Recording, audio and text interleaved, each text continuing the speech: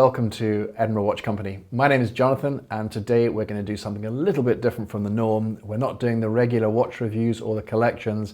It is a very, very exciting time of year for us watch enthusiasts out there because this is the week of Watches and Wonders, a digital experience that's being shared across the internet for millions of people when manufacturers are launching their new collections. So this started on the 7th of April and it runs up until the 13th of April, and we're shooting this on day 2.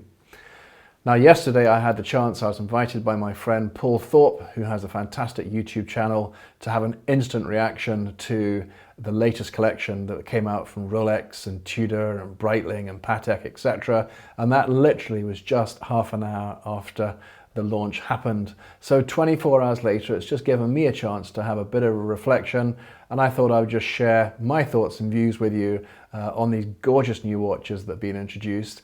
And hopefully you'll come and join us online when we launch this video tomorrow, and by all means share your comments with us.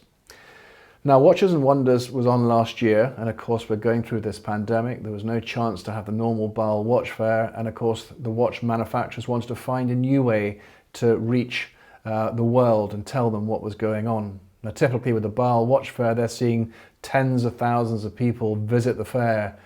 This new event is reaching hundreds of millions of people across the world. Now, when this one finishes, it starts in Shanghai. That's going to be actually a physical event. Again, will be digital too. So today we're going to be talking about the new Rolexes. We're going to be talking about some Breitlings, the new Tudors, Patek Philippe, Omegas, and some of the absolute gorgeous watches. So I think what's really interesting now, as I say, in the absence of being able to go and visit stores and exhibitions, the manufacturers have had to find a new way to reach their customers. And using digital technology is just a fantastic way, and you'll see encourage you to go and visit the Watches and Wonders website, where you'll see that literally every day there's fantastic videos that are coming out there, even with augmented reality now, just to give you an incredible customer experience. And I think that is very much the way forward. Okay, let's kick off with Rolex. So right on the Rolex's webpage, the first thing we saw was the Rolex Explorer, an absolutely fantastic and famous watch, made famous by Sir Edmund Hillary when he completed his ascent of Everest. The 36mm, as it was then, it's back, and it's back in 2 colors, in steel and yellow gold, and in stainless steel. Now this is an absolutely beautiful watch. Aesthetically very similar to the previous 36mm one, but of course introducing yellow gold absolutely come left field. I think it's very similar to when Rolex brought the Sea Dweller out, the 50th anniversary, in stainless steel and gold. We never expected something like that, but Rolex know what they're doing. They know what the market's wanting. They're obviously seeing a resurgence of steel and gold, and they wanted to give it a completely new look. So although 36mm, of course, they're not just going to reintroduce it the way it was before. They have put a new movement into it. I think just by checking the numbers there, this is the 3230 movement. And this follows the theme of what Rolex have done, where they've been popping new movements into their watches. The power reserve has increased from typically 48 hours up to 70 hours. They have maintained the accuracy of plus and minus 2 seconds per day. Well, that's to be expected. But also they put more resistance to shock and more resistance to magnetism. So we're seeing that, throughout the range. So it's a really superb movement. But I think it's the look and feel that's really going to bring new customers to that watch. Again, traditionally that would have been a gent size. Of course, the 39mm was out. We'll come to that one shortly. This opens up a new audience to it, because there's no reason why, ladies can't choose to wear this watch as well. So that's the 36mm. So that one is very, very, a really popular one to come along. Now, as us all enthusiasts around the world, as we were second guessing, as we do every year, perhaps ahead of Basel, and like with the Hulk when that got discontinued, what were they going to do with the Explorer? Well, of course, this is 50 years since the Explorer was launched onto the market. So we really were expecting something quite special.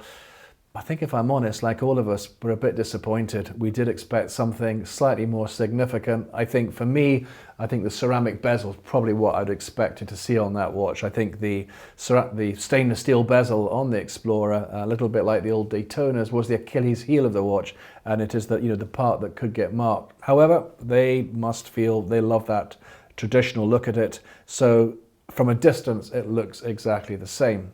Now, I haven't gone into the micro detail of it, but I think the case has been slightly reprofiled with slightly narrower lugs on it. Importantly, however, like the Explorer 36, it has a new movement in it. They put the 3285 movement, same 70-hour power reserve, same accuracy, plus or 2 seconds per day, and of course that high resistance to magnetism and shock. So great looking watch, and I think that will, do really, really well. I've actually got here a little collection of watches beside me today, and one of the watches we have here is one of the classic Explorers. In fact, let me just bring that one to camera.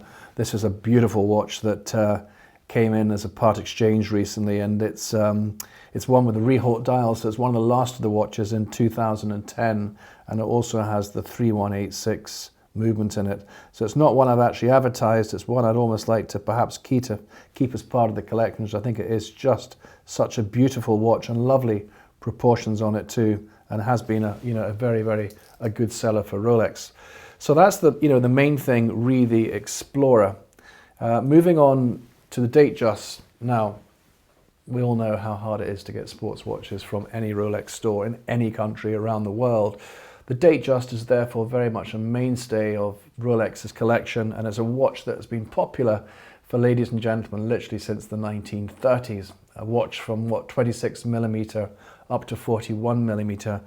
But it's really the 36mm where we're seeing the changes, and they've been introducing some beautiful new dials. You can see here in the middle there you have got the palm motif on it there, and they've also introduced an olive and silver dial to it as well, so something really, really new, and I think that will have ladies flocking to these watches. 36mm, very, very fashionable size, not too big, not too small, and just looking at it now, I think it's a really, really good watch.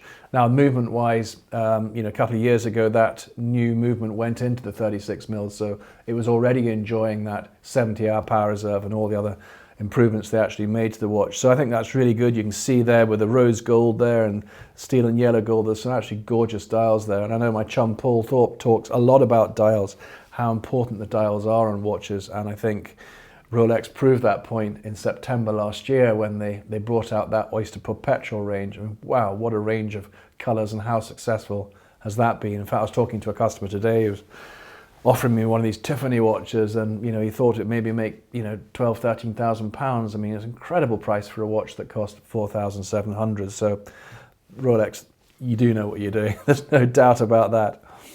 However, let's move on to the sports watches. The Rolex Daytona. Those of you have watched my channel through the years will know I'm incredibly biased to the Daytona. Absolutely my favorite Rolex of all time, and given the choice and a big check, I would just go and fill my bucket with Daytona watches. I absolutely love them. However, what we're seeing here is the meteorite dial. This features on all of these new Daytonas that come out, and really interesting dial combinations with the black sort of panda sub-dials, and I think they'll do very well, particularly that one on the Oyster bracelet. So meteorite seems to be very much the theme in the Rolex collection just now, and I think these ones will absolutely fly off the shelf. The Skydweller. Now, the Skydweller, of course, has been out for a number of years. 42mm case, one of Rolex's most complicated watches with multiple functionality and an absolutely gorgeous looking watch. What have they done? They have introduced it with a Jubilee bracelet. Now, I would not have predicted that, and I'm not sure how you feel, whether you thought they would do that. Now, I have to say, my sort of knee-jerk reaction when I was on the video with Paul yesterday was, I'm not sure. But I think that's like anything that suddenly comes that you're not expecting. But as I look back on it now, it's almost like the 50th anniversary Sea Dweller. Rolex have had the Submariner out at 40mm, they had the Sea Dweller at 40mm, and then they had the Deep Sea at 44. What about that market of customers that just wanted to change from that 40 mil, wanted something that little bit bigger, but they didn't want to go to the deep sea? Well, what a great opportunity to introduce the 50th anniversary Sea Dweller. In fact, just talking about Sea Dwellers, let me just show you something here, because I thought this would be something lovely to share with you as well. This is something that's come in recently from a really, really good customer of ours. It's a watch that's been cosseted for the last couple of years. And this is the Sea Dweller, the 1665 double red. And wow, an absolutely gorgeous piece. I feel very honored to have in our collection now. So a lovely watch. So back to the Sky Dweller. What have they done? They've put a Jubilee bracelet on it. Now, I think initial thoughts, I'm so used to seeing it on the Oyster bracelet. I think it works so well. But again, for those customers that don't want the Datejust 41 because it's maybe too small for their wrist, maybe it's too slim, they want something a bit chunkier. They like the Sky Dweller, but they don't really want it on the Oyster bracelet. They still maybe see and associate a Jubilee style bracelet with a Rolex sort of dress watch. Well, Rolex have done it again, haven't they? The interesting thing here, however, is that they're giving customer choice. They're giving you a choice of, do you want it on an Oyster or on a Jubilee? We can accommodate you both now. Now, whether you have it in steel or steel and gold, steel and rose gold, you're getting a choice. So I think, yeah, good move. Price is much the same as before. And I think absolutely no doubt that will capture a market that maybe felt that the Sky Dweller was too sporty before by having, you know, that bracelet on it. We now move on to the GMT-Master. Now, an absolute favorite for me, and this is the watch that's done it for me this year. Paul asked me, he said, well, how do you score the Rolex collection for 2021? And I think I gave it a 7, but I think a lot of that score was made up on the Pepsi. I think if I go back now and really think about how I feel, it's probably a 6. And I think the Pepsi's done it for me. Absolutely love the Pepsi. So what have they done? Again, like the Sky Dweller, they have brought out the Oyster bracelet on a watch that was currently on a Jubilee. In essence, they're giving the customers a choice. Do you want it on an Oyster? Do you want it on the Pepsi? Now that appears also with the blue black, what we affectionately call the Batgirl, was previously on a Jubilee, but you could still have it, or you can have an Oyster. So I thought it's almost like the reintroduction of the Batman. The Batman's back, so I thought, why not just have a Batman to show you today? Again, a lovely watch that's actually just come in the other day. The camera will no doubt pick up some scratches on it here. It's about to go away and get refurbished. Interesting point then, of course, that's never really seen that before, not in my time with watches, where, you know, that a model on an Oyster bracelet's gone, it's actually come back again. I can only imagine that while the Jubilee bracelet on the Batgirl was okay, it maybe wasn't getting the sales Rolex expected. Maybe they were getting market intelligence that says you need to have the Oyster bracelet back. So there we are. You know, whether you have that on the Pepsi or the Batman, two absolutely knockout watches. Nothing's really changed there by means of the movement, the case size, that's all the same. It's purely just the introduction of a new bracelet. And on to ladies. Conscious this is a very gentlemanly biased video so far. Look at these ladies' watches. I mean, they are absolutely knockout. And I think, having had a quick read through, that this is the most heavily fitted ladies' Datejust with diamonds ever, and it is really quite special. In fact, there are no prices on the website for these, but certainly a very, very special watch to have. Before we move on to another brand, we should also talk about, so what's been discontinued? Well, from what I can see so far, it's the Explorer 39. I must say I'm quite surprised at that, because, you know, many years ago, that's a watch that you used to see in the Rolex windows, but not seen in any Rolex window for a very long time. And they are really pretty hard to get. And I think it was a great looking watch. So I'm surprised at that one. However, that's Rolex. They bring these surprises to us. But very luckily yesterday, and a huge thanks to, I won't name him, but a local customer who offered me one of these 39 mils yesterday. And this one is actually an unworn one as well. And so it's lovely just to have one of these newly discontinued watches into stock. Not sure what I should do with this one. Maybe this is one just to keep, or do I actually sell it now? That's an interesting one also, I think, for you guys watching this, you guys and girls watching this. You know, many of you will be perhaps thinking about selling your watch, watching the market. Same with the dealers. You know, what's been going on out there with the yellow gold Daytona, with the green dial? Were they going to stop that? Platinum Daytona, were they going to stop that? Well, on account of a maybe, the prices have absolutely shot through the roof on these watches. So what's going to happen now? What's going to happen to the Batman? The old Batman versus the new Batman? It's still a discontinued watch, so I think it'll still do well. Do I think that the prices of the green Daytonas are going to come down? Do I think the platinum Daytonas will come down? Probably not. The market is just so strong just now. I think through this pandemic, with so many people being at home, not traveling abroad, not buying cars, money to spend, they've been buying these watches. And while people have been buying them at 5 and 10, again, different levels of wealth to buy these watches. So I think they're certainly going to, you know, stay strong just now.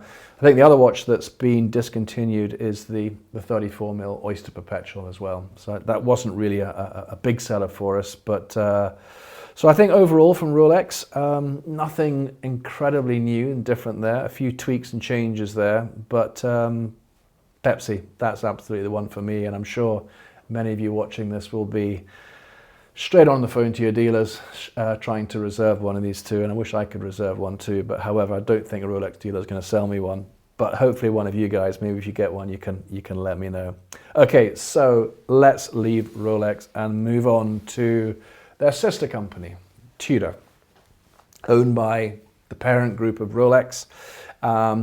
We have really enjoyed Tudor since they came back into this country a number of years ago now. It's all around the Black Bay, however. That's where all the action is. And wow, they have brought out 2 knockout watches in the form of the Black Bay Chrono. Your choice, white panda dial, black with silver subdials. What a great looking watch. And that is going to do really, really well. And price-wise as well, I mean, they're not expensive. They're very, very well priced. Just to see if I've got prices on them here. I'm not sure I do, but I think they were just over the 3,000 mark. There we go. £3,900. You know, for a watch that looks like that, we know with the famous heritage of Tudor, I think that is going to absolutely fly off the shelves. So I think that's a really, really good one. Of course, you can get that, you know, with a choice of straps. Something lovely that's just come out, however, is in the form of the Black Bay 58.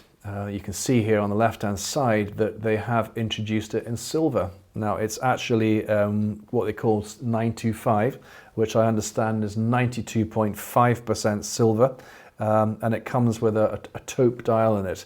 So I think it's a lovely looking watch. You'll see it's actually fitted on an alligator strap as well.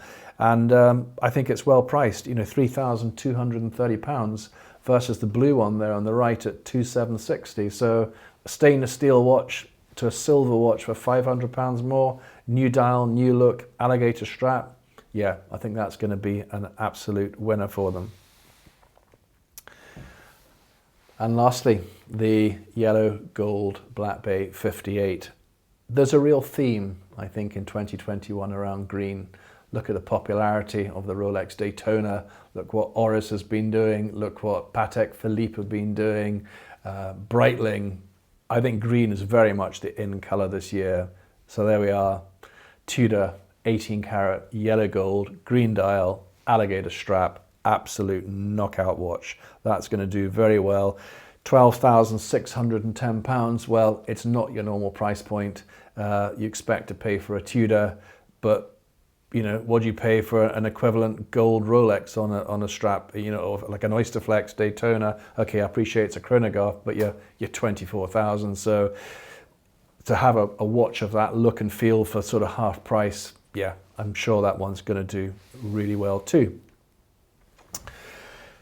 So that's Tudor. Let's talk about Breitling. Now, I have to say, I love Breitling. I remember I wore a Breitling for many, many years, and my God, they have brought out a knockout collection this year, and it goes back to the heritage of Breitling. And I had really enjoyed actually just watching some of the preparation that Breitling have been doing. It's like they're doing a journey into the glorious past. And of course, this brand was established in 1884 by Gaston, Willie and Leon Breitling. And what they've done is they've brought out this premier heritage collection going back to that sort of look of the 1940s. Now, Breitling, of course, were the innovator of chronographs, and the look and feel they've brought out now is that sort of a modern version of the previous one. So they have brought out the heritage chrono that we actually see here, and this has a most gorgeous, in fact, makes me feel hungry even looking at it. It has the pistachio dial, and it's absolutely beautiful with this leather strap. Now that one there is 6,200 if you get it in stainless steel, which I think is a really good price for a chronograph watch of such a quality brand as that. If you want it in gold, then you're going up to about 13,400. We then go on to probably one of my favorites. This is the Datejust in rose gold. Now, I think this is absolutely stunning. It's about £17,900. Now, that is a huge amount of money to spend on a Breitling. And I think, my initial thoughts and fears are maybe the same as anybody looking at that. Well, what's that going to be worth in a few years' time? Am I going into this with my eyes open? What will it be worth? But when I looked at that watch, my heart stopped because I just love rose gold. I love alligator straps, I love chronographs, and I love that moon face on it.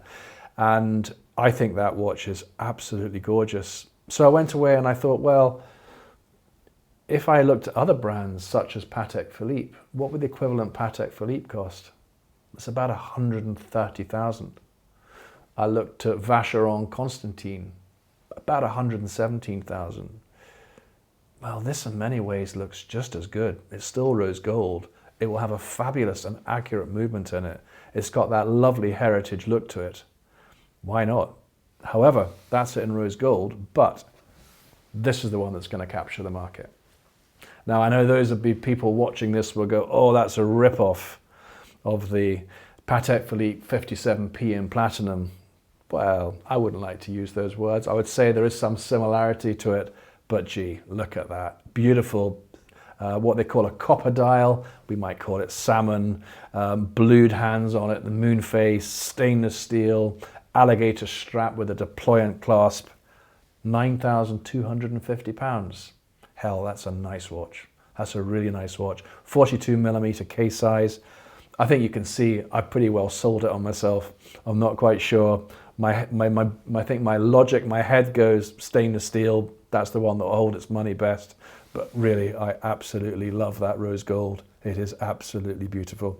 So you may see that one coming along to the channel soon. And then we have here the duograph. Now this one here in rose gold, this one's about 15,900. And again, a lovely watch with its black subdial. And you can also get that in stainless steel too. And for those out there, the Bentley fans, that lovely association that Breitling has with Bentley, this is the Breitling for Bentley with the most gorgeous green dial following that theme, but this has the tourbillon on it. So a very, very beautiful function and look to the watch, but you'll need to part with £39,000 for that. Now that you may think is a huge amount of money, and there's absolutely no doubt that it is, but you go and compare that to what you would pay for some of the Pateks, the Audemars Piguets, the Vacheron, you're going to put a 1 in front of that to get something like that. So a very, very special watch. Bouncing back to Breitling briefly, it was interesting to see when I looked on their website yesterday, they're talking about some of the innovation in this year, that they are sort of introducing a new way to wear and buy a watch called Breitling Select. An interesting option whereupon they allow you to wear almost 3 watches in a year, and you can keep it, I think, for between 1 and 6 months and then keep recycling it, and then at the end of that period you can actually buy it if you want to at a favorable rate. So I think that's really quite an innovative way of doing something. I've not seen any other manufacturer doing that, and I think they're gonna, you know, it won't be throughout the whole range, but there will be the sort of the popular models, and they'll be on a mixture of bracelets and on leather straps. I think after a couple of customers wearing leather straps, they'll change that the bracelets will all be recycled. You'll get a lovely looking watch. But I think that's quite an innovative way of buying and experience a watch now, getting a variety, and then hopefully allowing you to find the watch that suits you best. And I think it'll be interesting to see what other manufacturers do, where they, you know, they sort of jump on the bandwagon with that. As I say, it's very much an alternative way to, you know, getting onto the brand, and I think it will do very well for Breitling. So moving to Omega now. Now, again, those of you will know I'm a big fan of Omega, and we can't talk about all the watches today, but there were two particular watches I liked. Bronze, I think, that bronze look at least is something that's been very popular over the last few years. I remember with the Tudor, the Black Bay Bronze came out, that was incredibly successful. Officine Panerai, they did it in bronze. IWC recently been doing some lovely bronze watches. Oris is another example, so there's quite a theme. This, however, isn't bronze as such. It's what they call Bronzegold, and it's a combination of 18 karat gold and 9 palladium and silver. In fact, I say 18 karat, it's actually 37.5% gold that's actually in it. But a really lovely looking watch, and it's part of their heritage range, around about £9,900 on a lovely leather strap, and I think that one will probably do quite well. Having said that, stainless steel one there, beautiful blue, significantly less, about £5,500. So while again they've gone for that heritage look, it's certainly got the modern technology in it. So they've got the master chronometer for accuracy, the very, very high METAS rating in it, and I think these are two of my sort of favorites out there within the Omega range. So there we are. That almost pretty well brings us to the end, and I wouldn't say I've kept the best to the last, but certainly something quite striking from Patek Philippe, and this is the Nautilus with the olive dial. It's the 5711. Now that model, the 5711, has absolutely shot through the roof in the last few weeks, and this one is an absolute cracker. It really is. So there we are, a quick run through of some of my personal highlights from the Watches and Wonders event. Again, I'd really encourage you to go and jump on their website, go and have a look.